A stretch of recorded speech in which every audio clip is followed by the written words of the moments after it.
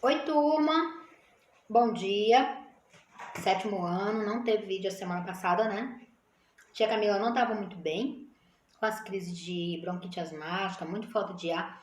Ainda tô um pouquinho com falta de ar, mas estou bem melhor. A minha voz está melhor também, né? Então, percebi que vocês sentiram bastante falta, cobraram bastante, tá bom? Mas a gente vai tentando fazer aí o que pode. Então, olha só. Vamos lá que nós vamos corrigir o conhecimentos prévios. O nosso primeiro momento é o para discutir o desvendando os segredos do texto, tá bom? Vamos lá. Conhecimentos prévios. A curiosidade é considerada uma qualidade fundamental para a profissão de jornalista. Você concorda com essa afirmação? Total. Pessoal, o jornalista, se ele não for curioso, ele não consegue uma boa matéria. Ele tem que ir atrás da matéria, ele tem que pesquisar. Então, é uma qualidade para quem é jornalista. A galerinha aí que pretende essa profissão já fica sabendo disso. 2. Nas notícias, o jornalista pode aprofundar a abordagem do fato abordado, desenvolvendo sobre diferentes pontos de vista. Pessoal, na notícia sim, tá? Ele pode ser bem abrangente. Na reportagem que não.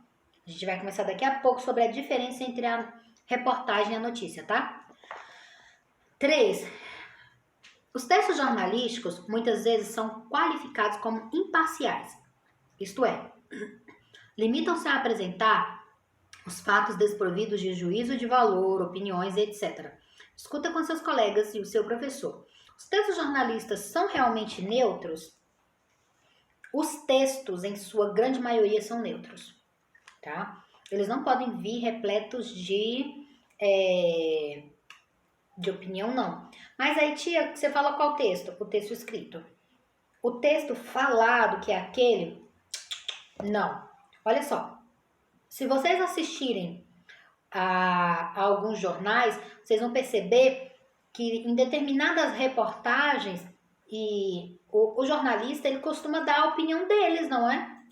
Então, no texto falado não é imparcial, no texto escrito ele é mais imparcial, tá bom? Então põe isso daí. 3. As 3 acabamos de responder. Vamos lá para o caracterizando o gênero. A reportagem, gênero textual que estudaremos neste capítulo, é o resultado do trabalho de um ou mais repórteres que se detêm em um tema, pesquisando-o a fundo e sob vários ângulos. Para entender bem como se configura esse gênero, podemos compará-lo com a notícia. Em geral, a notícia relata o fato e, no máximo, aponta suas consequências. Já a reportagem vai além. Com base na própria notícia, o repórter desenvolve detalhadamente uma sequência investigativa, buscando esclarecer as razões e os efeitos do fato. Assim, podemos dizer que a reportagem, o repórter procura esgotar o fato, mas na notícia, não. Então, resumindo, a reportagem se diferencia da notícia por seu conteúdo, sua extensão e sua profundidade. Então, olha só, eu acho que no início eu troquei as bolas aí, não sei se eu troquei. Presta bem atenção no que a tia vai explicar para vocês. A reportagem, tá? Ela é aquela coisa mais enxuta, mais clara, enquanto a notícia é bem mais ampla, tá bom? Isso ele deixou bem claro aqui, tá bom? É uma coisa que diferencia uma da outra.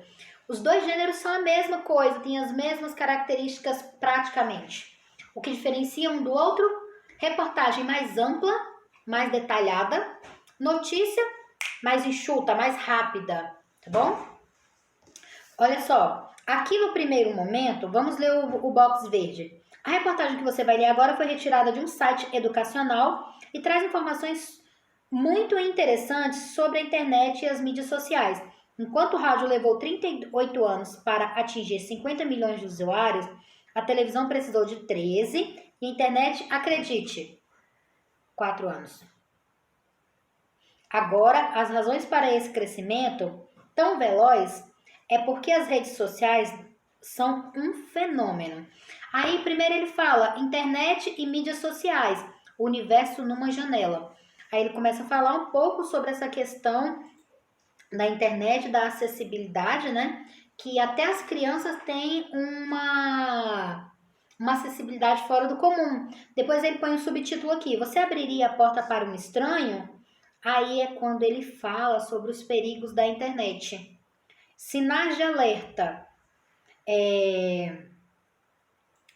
Ele mostra que esses perigos podem sequenciar em alguns problemas. Para evitar o perigo, e aqui ele traz algumas coisas que seriam importantes para você evitar que a internet se torne um problema na sua vida. Vamos para o dicionário. Adeptos. Adeptos seriam seguidores.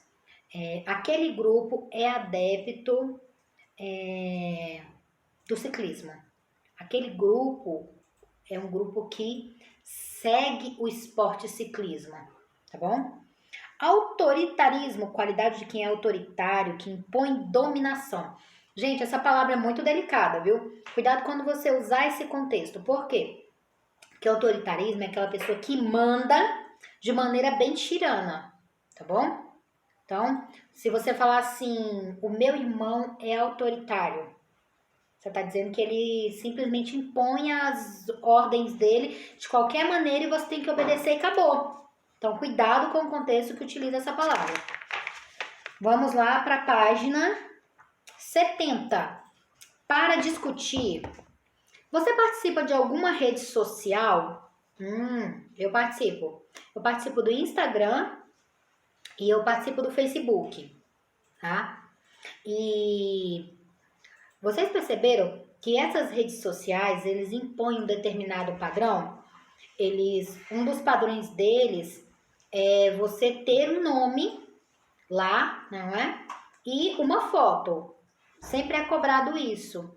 Algumas dessas redes sociais, eles cobram data de nascimento, telefone, localização e daí vai. Então, cada um deles tem uma padronização.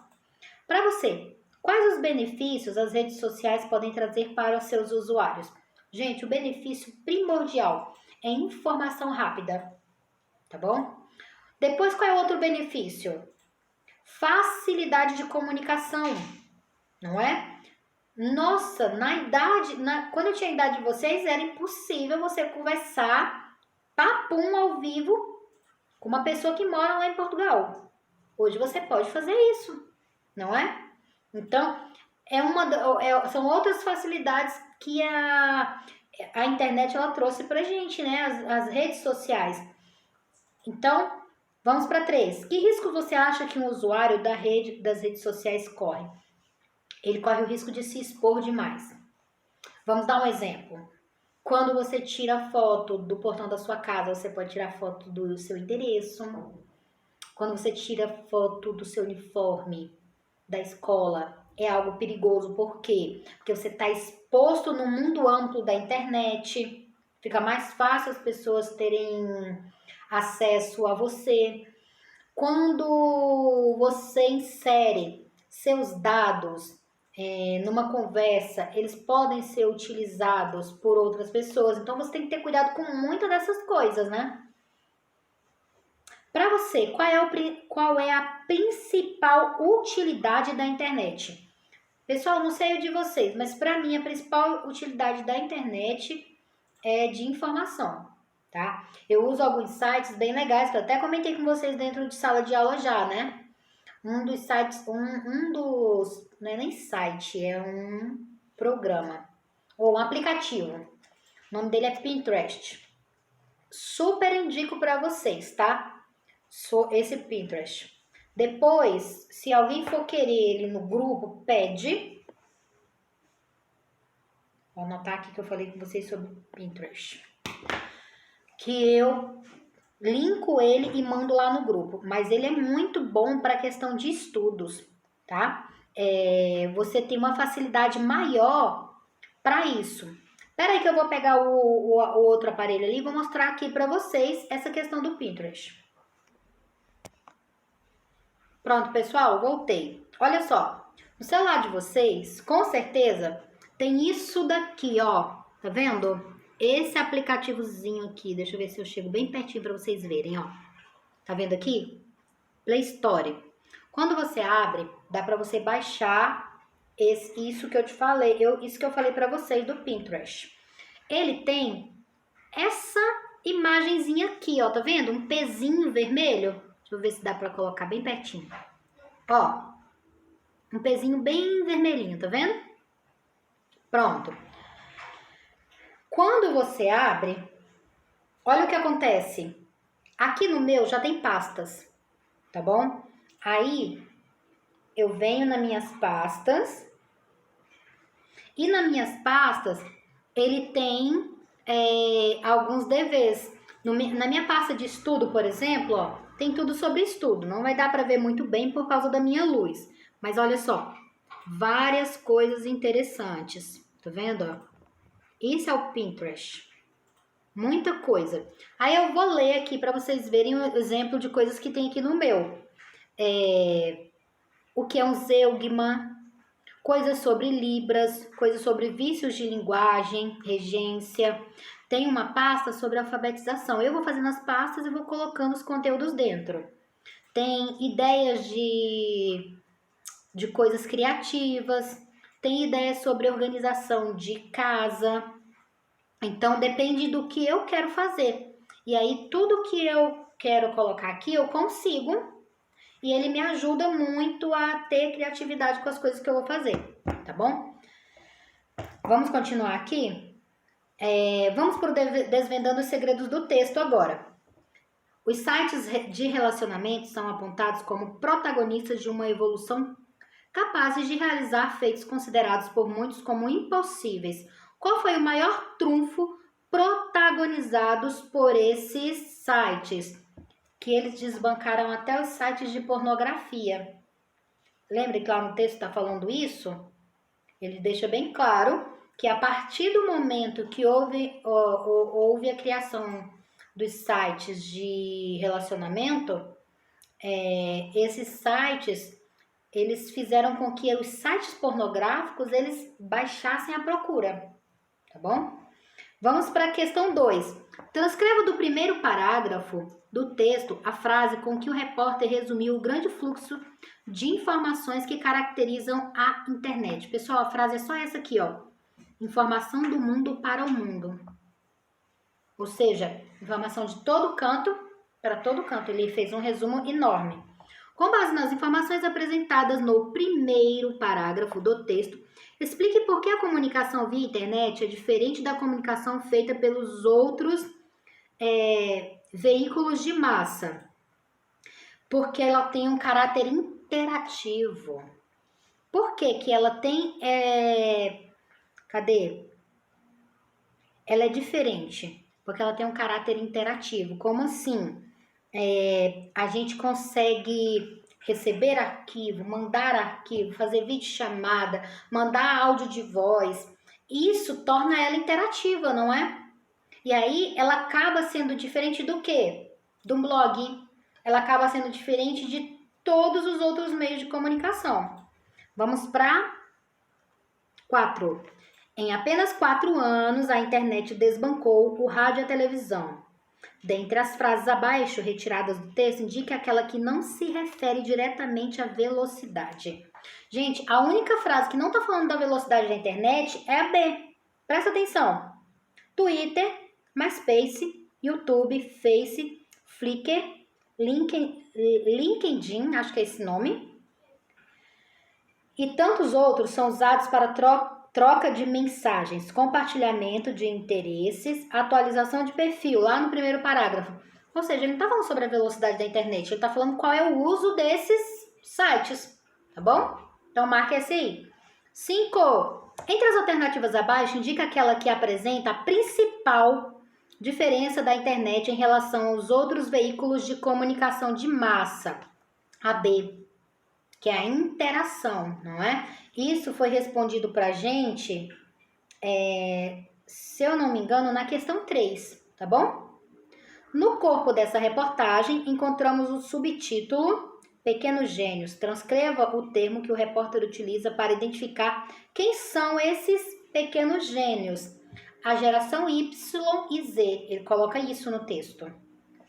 Transcreva do quarto parágrafo o adjetivo utilizado pelo repórter para definir a forma como os pais veem seus filhos pequenos demonstrando seus conhecimentos em computação. A palavra que ele usa é fascinante, tá bom? De acordo com as informações presentes na reportagem, podemos afirmar que o número de usuários da rede só tende a aumentar. Esse crescimento se deve a vários fatores. Dentre eles, qual é o fator? Ao fato de que o contato com o computador e o mundo que ele proporciona começa cada vez mais cedo. Ou seja, o número de usuários aumenta porque as crianças estão começando a usar muito cedo, tá bom? Leia o trecho abaixo, retirado do oitavo parágrafo e responda as questões. Qual é o termo que determina a flexão do verbo contar? O termo, gente, é a palavra, a expressão Márcia Coutinho Cranfort, tá bom? Quais são as ferramentas do termo eles? Quais são os referentes? Não é ferramenta. Referente. 3 filhos, tá bom? Tia Camila, o que é a flexão do verbo? É quando o verbo em si modifica de tempo, modo, tá bom? Pessoa. E o que é o referente? É algo que retoma aquela palavra. Então, quais são os referentes? 3 filhos. Como se classifica a palavra religiosamente?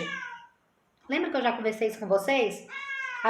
Todas as palavras que tem mente são advérbio. Essa classifica como advérbio. Substitua a palavra religiosamente por outra equivalente. Gente, ela pode ser substituída por rigorosamente, por rigidamente, criteriosamente. Todas essas palavras se encaixam aí, tá bom? Vamos para 10? Olha só. O que o repórter quis dizer com a frase impedir o acesso dos pequenos ao infinito mundo das conexões da internet é o mesmo que querer segurar uma represa com uma só mão, lá no penúltimo capítulo, no penúltimo parágrafo. Gente, ele está querendo dizer que é impossível impedir que as crianças acessem a internet, porque ela sempre vai precisar. Vamos para 11. No último parágrafo, qual é o referente do pronome eles? As crianças e os adolescentes, né? Agora que acabamos o nosso texto, vamos lá para a página 70 para o Aprenda Mais. O gerenciamento de vozes. Vamos ler isso aqui. Para conferir mais credibilidade à reportagem e ampliar as informações, é comum o repórter recorrer a depoimentos. Tá bom?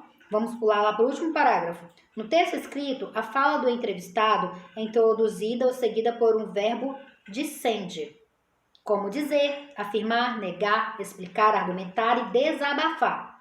A utilização desses verbos ajuda o leitor a perceber a intenção, o tom de voz ou a atitude do entrevistado ao apresentar seu depoimento. Pessoal, então olha só, o gerenciamento de voz e esses verbos aqui utilizados, eles ajudam muito na produção de uma reportagem, tá bom? E na página 71, a gente tem 4 partes de uma reportagem. Essas partes são muito importantes, eu vou explicar para vocês agora. Infelizmente, eu não tenho nenhum jornal aqui para mostrar para vocês, e normalmente em sala de aula eu levaria para vocês verem, né? Manchete. Gente, a manchete é aquele título bem grandão, que te chama a atenção na reportagem. Depois tem o sutiã. O que é o sutiã? É aquela parte menor embaixo da manchete, que é como se fosse um subtítulo explicativo do título. Depois nós temos a lead. Gente, a lead sempre vai ser o primeiro parágrafo. Guarda isso, que essas coisas vão cair na prova. 5. O corpo. O corpo seria a reportagem em si. Saiu do primeiro parágrafo, o restante tudo é corpo, tá bom? Então, a reportagem, ela tem 4 estruturas. manchete, sutiã, lead e corpo. O que é a manchete? Aquela parte mais explicativa maior. O que é o sutiã? Aquela parte menor que explica um pouco da manchete. Depois nós temos a lead, que é o primeiro parágrafo, e o corpo seria o restante da nossa reportagem, tá bom? Pessoal, nosso conteúdo do início do capítulo 4 é esse aí, tá bom? Eu espero que vocês tenham compreendido, leiam bastante, o que ficar de dúvida vamos tirar. Semana que vem nós iremos trabalhar o segundo momento, né? E o nosso livro de gênero, tá bom? Então, vamos prestar atenção e já fazer uma leiturinha boa disso daí. Espero que tenham gostado e vou fazer o máximo daqui pra diante para não faltar os vídeos de vocês, tá bom, turminha? Então, e agradecendo também, não sei se eu falei no início do vídeo, mas agradecendo ao pessoal que tá mandando mensagem, perguntando se eu tô bem, avisando que tá sentindo falta dos vídeos, tá bom? E essas mensagens de vocês de incentivo tá sendo muito bom, tá? Então, até a nossa próxima aula e um bom feriado, turma!